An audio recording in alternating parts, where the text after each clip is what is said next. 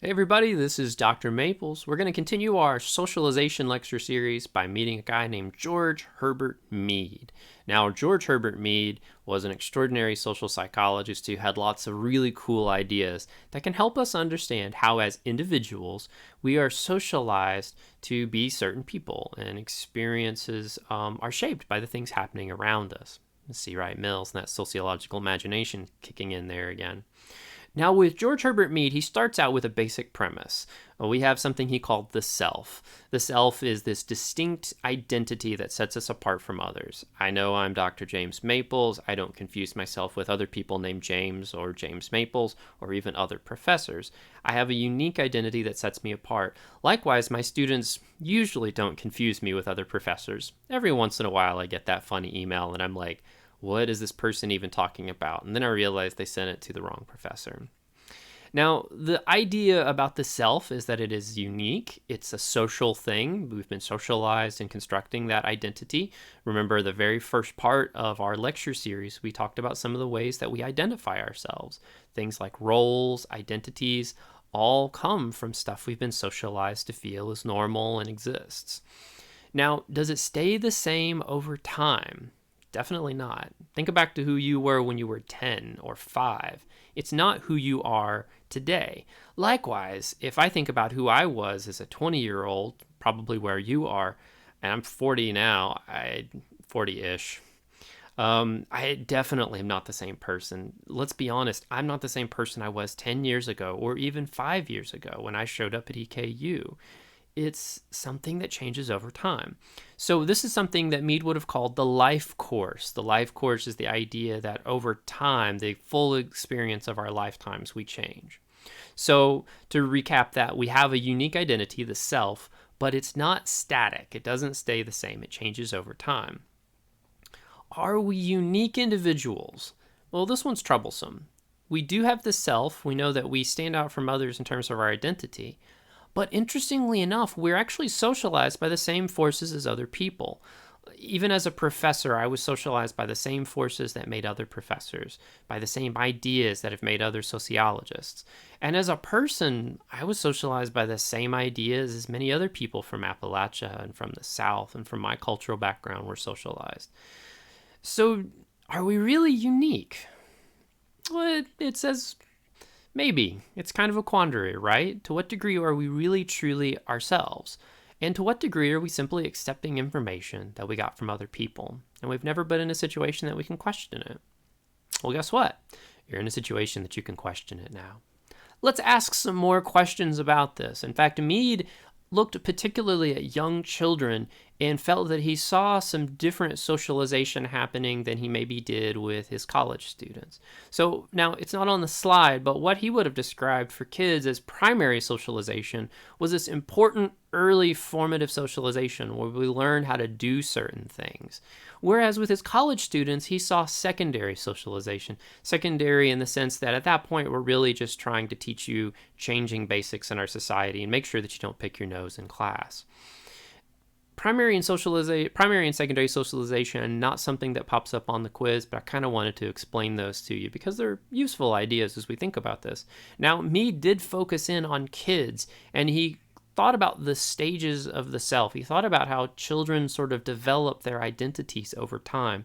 He did look at our youngest children, 0 to 3 years old, and he defined something he called the preparatory stage. And this is where kids are basically just imitating what they see.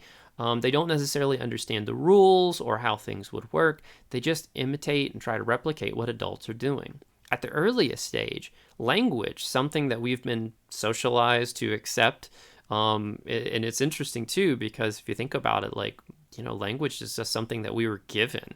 So if you want to really find a way that society has impacted you, you have language. That's one major way. And it's an agreed language that all people use. But changes by locations and cultures. It's kind of exciting. Somebody could write a whole book on that.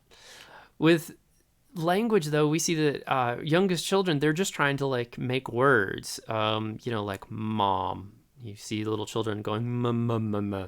And that's kind of how they learn language. They're being socialized to understand those ideas. But they're just imitating. They don't understand necessarily what mom means at first. In fact, they might be a couple years old before they really get the idea of what mom means, all the roles that are involved, all the responsibilities and expectations, and so forth. Gosh, we may not even appreciate that when we're adults. Anyways, moving on. Now, after this preparatory stage, at some point, children do start to understand the roles a little bit, and they pretend to be other people as opposed to simply imitating what they see. And this is something that we call the play stage, because we often see kids playing as police officers, as fire persons, as mail carriers, all sorts of different roles, even playing certain family roles. And it's interesting because we try to take on those roles as best as we understand them. We don't really necessarily fully understand all the tasks, but we get the basics.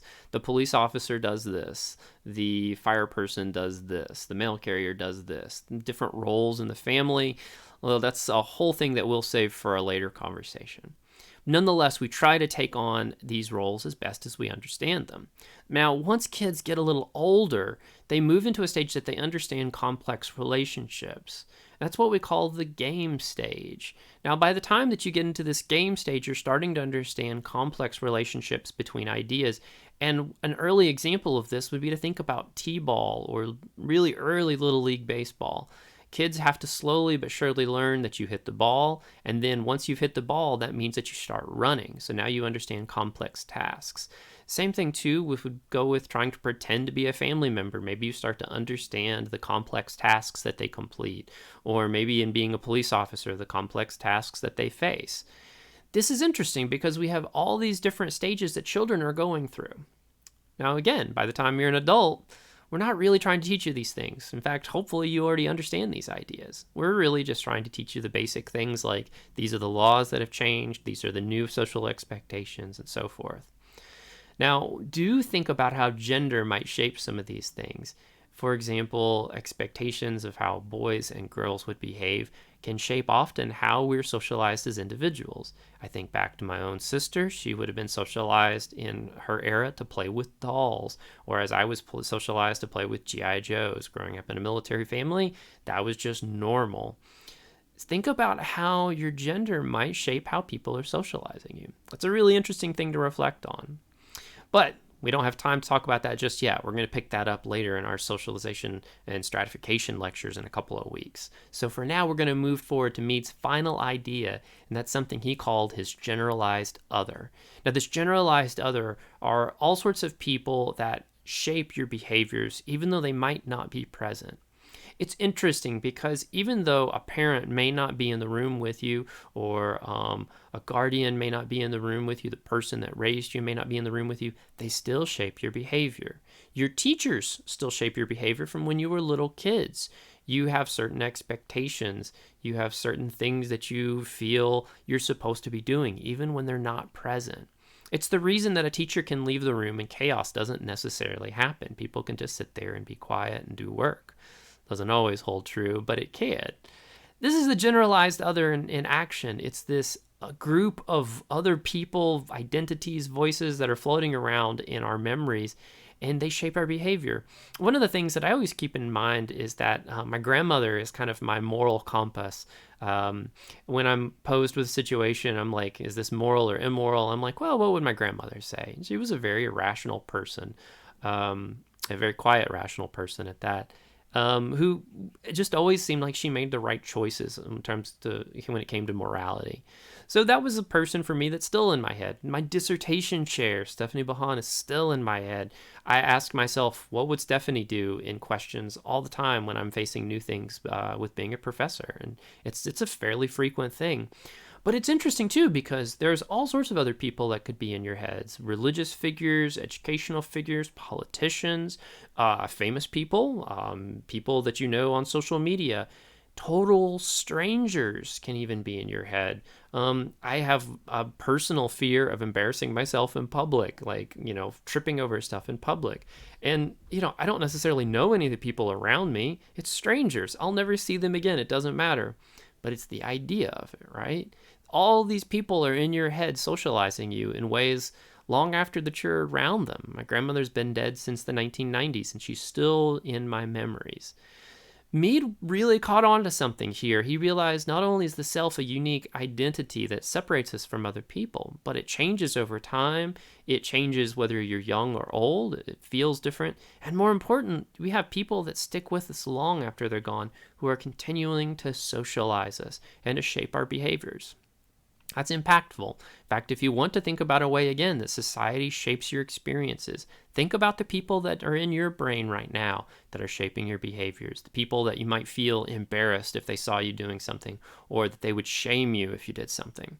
That's powerful stuff. How do we step past that? Well, learning about socialization is a good start to it.